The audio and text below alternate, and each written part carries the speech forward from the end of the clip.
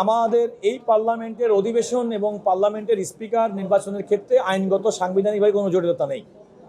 কারণ আইনের মধ্যে সাংবিধানিকভাবেই বলা আছে, যদি কোনো কারণে স্পিকার না থাকে তাহলে প্রথম অধিবেশনে উপস্থিত সদস্যদের মধ্য থেকে প্রথম অধিবেশনের জন্য একজন সভাপতি নির্বাচন করবেন এবং সেই সভাপতি নির্বাচনের পরে অধিবেশনেই স্পিকার নির্বাচিত হতে পারে এবং একই আসনে একই সিটিংয়ে স্পিকার এবং ডেপুটি স্পিকার দুজনেই নির্বাচিত হতে পারে এবং তাদের নির্বাচনের পরে শপথ যখন রাষ্ট্রপতি গ্রহণ করবেন, রাষ্ট্রপতি শপথ গ্রহণ করার পরে নতুন স্পিকার, ডেপুটি স্পিকার তারা সংসদ নিয়মিতভাবে পরিচালনা করতে পারবেন। এক্ষেত্রে আমাদের সাংবিধানিক বিন্দুমাত্র কোনো গ্যাপ নেই।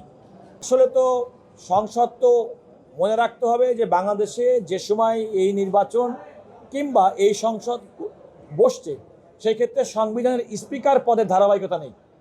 এই ধারাবাহিকতা না থাকলেও অন্য অনেক ক্ষেত্রে আইনি এবং সাংবিধানিক জটিলতা থাকতেও এই ক্ষেত্রে কিন্তু জটিলতা নেই।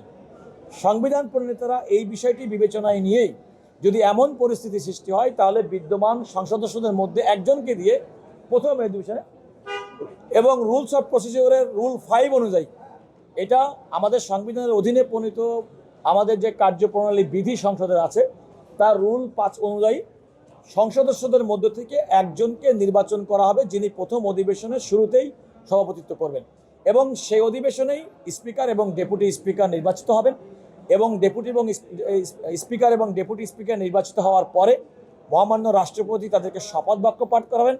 যে মুহূর্তে শপথ বাক্য পাঠ করাবেন সেই মুহূর্তে স্পিকার দায়িত্ব পালন করতে থাকবেন।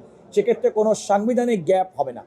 এখানে আমাদের এই বিষয়টি বিবেচনায় নেওয়ার জন্য আমাদের সংবিধান এবং সংবিধানের সঙ্গে পাশাপাশি আমাদের রুলস অফ প্রসিডিওর তার রুল 5 এটা বিবেচনায় নিলে কোনো সাংবিধানিক আইনি কোনো বাধা এক্ষেত্রে নেই।